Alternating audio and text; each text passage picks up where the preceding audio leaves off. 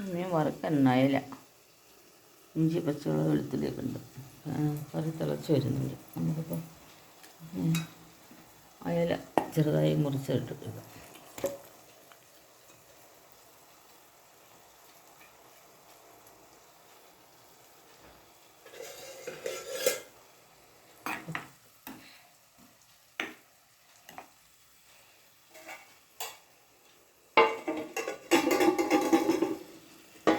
വറുക്കാൻ വെച്ചിരിക്കുകയാണ്.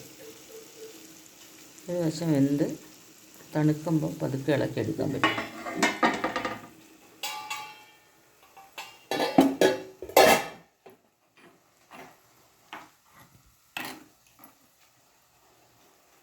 Kaveri YouTube channel.